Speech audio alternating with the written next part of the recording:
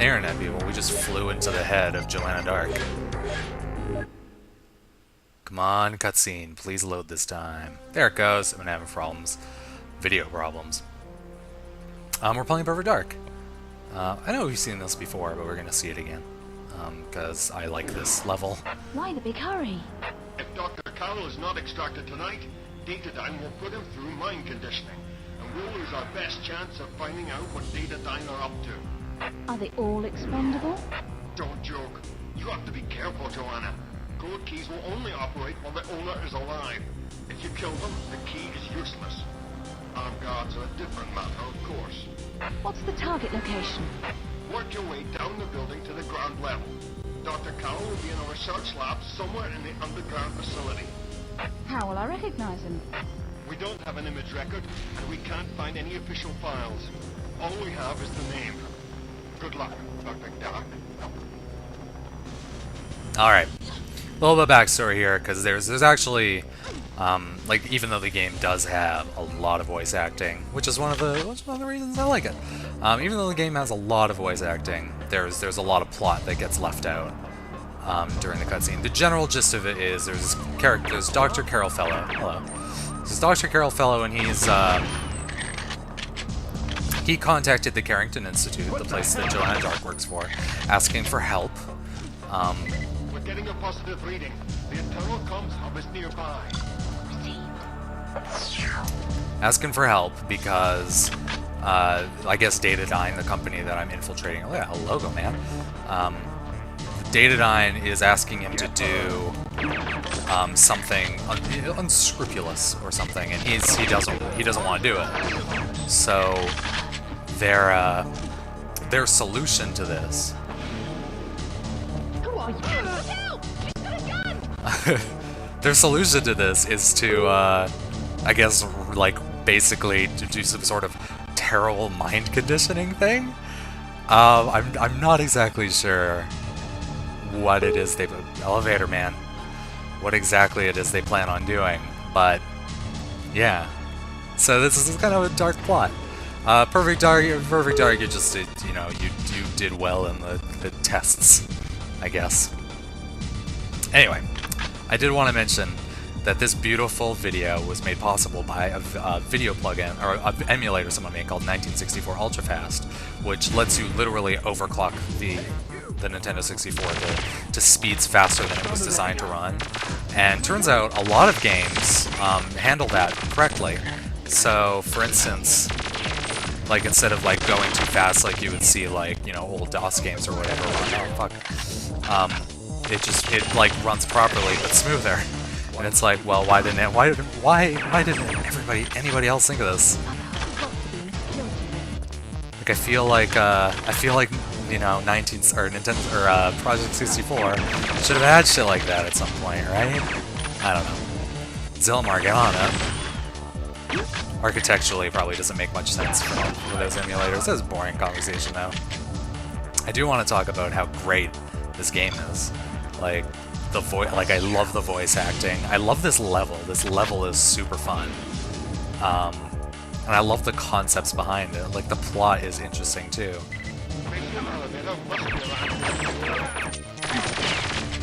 Like, we're kind of exposed to the fact that dataDyne is literally an evil corporation. It still seems a little bit weird that there's so many, like, armed guards everywhere and, like, no scientists. But, whatever. Like, you literally... Well, I guess it's the middle of the night. Like, I guess there's security. But still, like, why is there so much security? Do you know what I mean? Alright, so we finished that mission, got to the elevator, shut down some experiments, man, and locate Dr. Carroll. All of these, like, little intro and outro cutscenes, like, stick in your head quite a bit. Like this one, like, you never forget this one.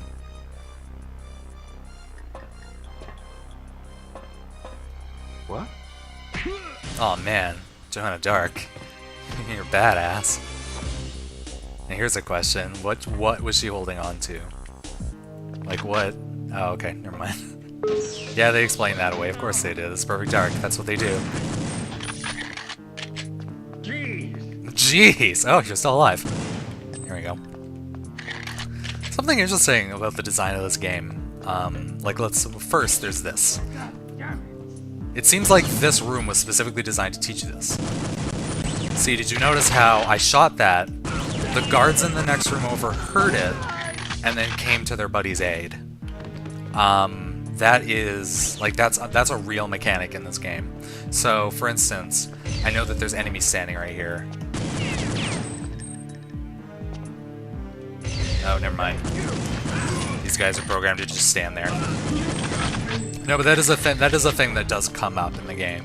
Where I like how my example was just so bad, but like it's not uncommon for enemies to know to hear stuff, right? Like it's kind of got that stealth aspect, which is new at the time. I think GoldenEye had it to a lesser extent. Like Perfect Dark, as long as the enemies aren't programmed to just stand there, it's like do nothing. Like you know, those sequences aren't as scripty as you think they would be in a game like this. Like in a game on a console like this. Come on, you guys. And on that same note, like there's a segment at the beginning of the game. You know, it didn't really affect me because you know I know the enemy placements, you know, reasonably well.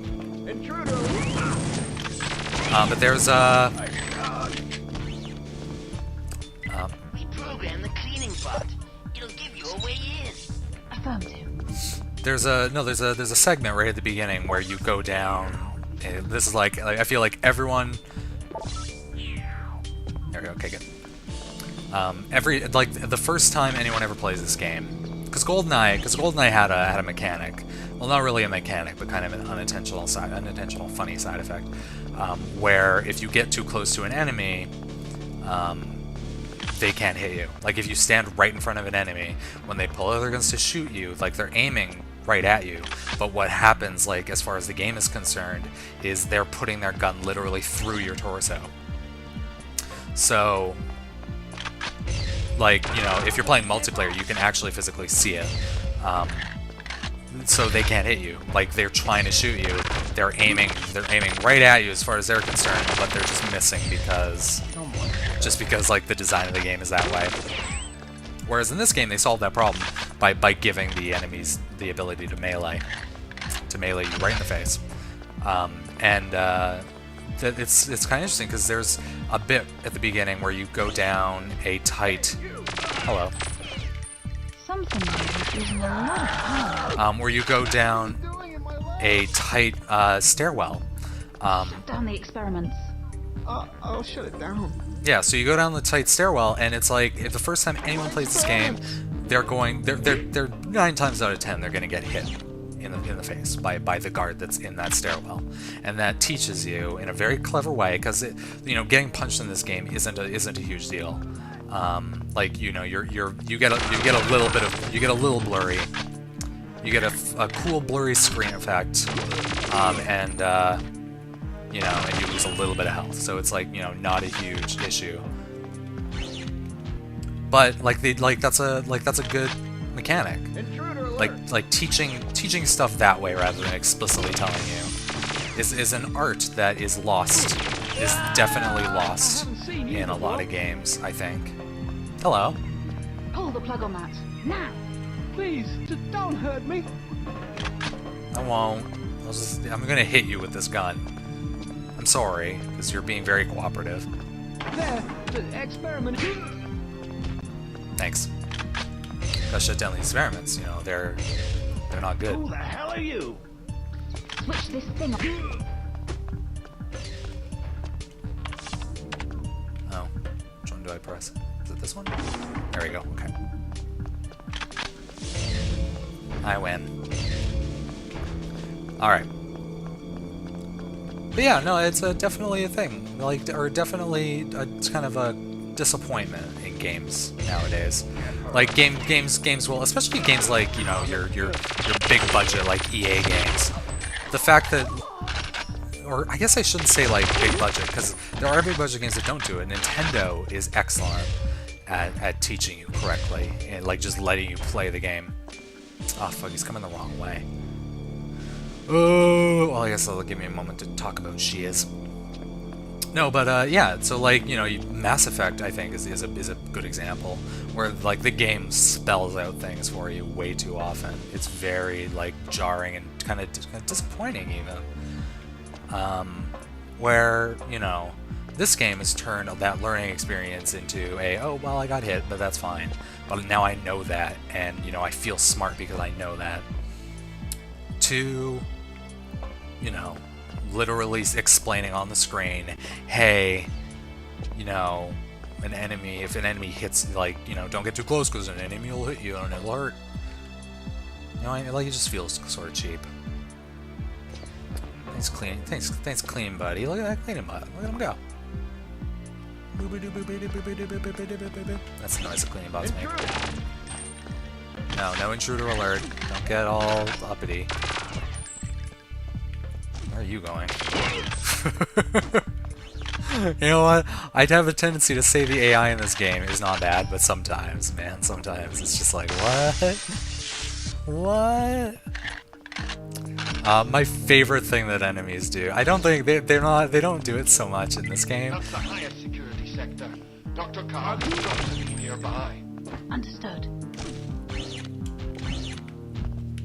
There's a really common animation in GoldenEye where these guys are gonna fuck me up. This guy's coming, I think. Maybe they don't come until I use the uplink. I don't even know what I'm talking about. Or maybe they come from in there? No? I'm just making shit up at this point. I just don't even know what I'm doing. No, but there's a really common animation in GoldenEye, this game's predecessor, where they... No, that's not what I want. That's not the tech that I needed. She's a tricky one. There we go. Fucking game, like, spawns those guys just out of nowhere. Just to fuck you while you're sitting, like, fuck you in, like, literally in the bind, while you're using your universal remote to unlock this door. Yeah, there's an animation in GoldenEye that I keep trying to talk about, but I'm having no success whatsoever. Where the enemy will like do a roll, like do like a dramatic like look at me, I'm rolling. But it's like they're completely and utterly helpless when they're doing that roll. So it's like it's really common to that was weird. It was really common to shoot the enemy while they're in the roll, and then they'll die while they're rolling. But they won't die instantly, which is the issue. Fuck you in the face, you fucking shitbag. I'm having no luck. I never claimed to be good at this game, let me tell ya. In fact, I've never even finished it on this difficulty I'm playing on. I've only finished this game on easy, and then I finished the like mission that unlocks. Anyway, so like you'll shoot them while they're in the roll. They'll die, and then they'll get up and then do the fall down animation. It's really good. Dr. Carroll? Dr. Carroll, are you here? Well? Is it safe to come out? Yes, all clear. What? You're... Very professionally done, my dear. But there's no time to waste. You must leave immediately. Come on! I have vital information. You must protect me. Jesus, look at that. Floating laptop guy with like, you know, weird eyes that are too close together so they look really strange. That's like the thing when I originally played this, it was so cool. Back when I was like 12 or whatever. Maybe even younger. I don't remember when this came out. But yeah, no, I was super young when I played this game. And that was just like super fantastic. That was amazing. The Dr. Carroll scene. I think I picked up this night vision. I didn't pick up the night vision. That's one of the things if you play on the hardest difficulty, a lot of it makes a little bit more sense. Like this one is just a super. Fuck you. A lot like.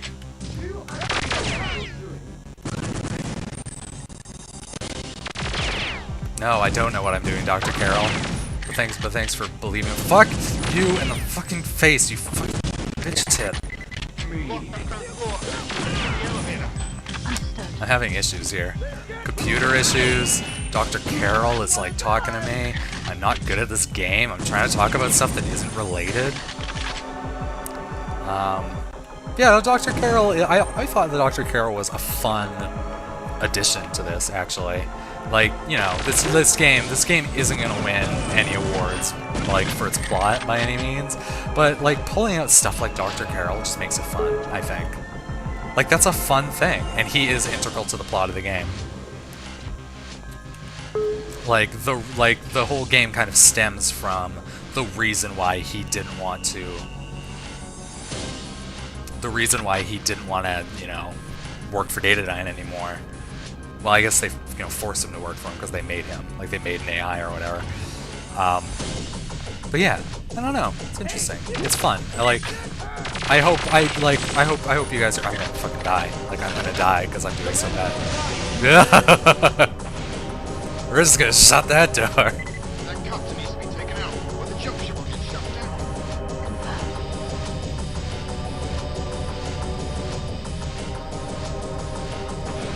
Okay. We'll just, Oh, well, yeah, there we go. Fucking, like, dead already. I still got, like, a third of a health thing left. God damn it, I'm so bad at this. I actually recorded this. I recorded this episode already, but I had to redo it. But it was like, same thing. It was like skin of my teeth. No, fuck, don't go up. No, but it was like skin of my teeth last time, but I did better than this. I'm not gonna make it. Oh god, this is awful. Oh well. At least we're having fun, guys. Isn't that right? Isn't that right? We are having fun. Goodbye.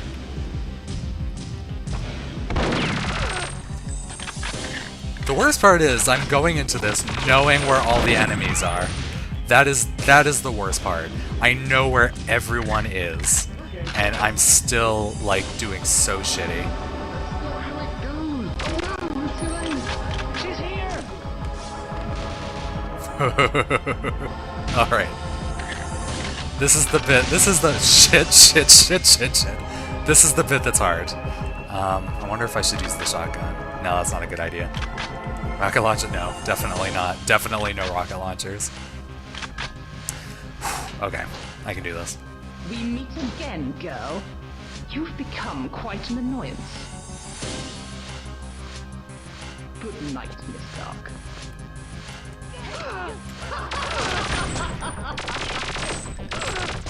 Can't leave any bodyguard standing.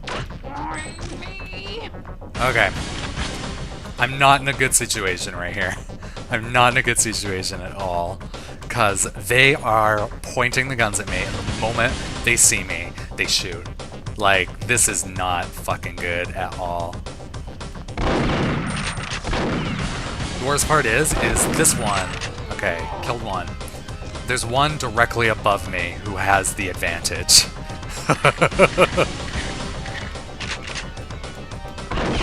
Oh, look at that! Look at that! Oh, I'm not that bad. Okay, no, okay, let's be honest here. I am that bad. Okay, now I gotta take out that fucking... Don't keep the jump ship waiting.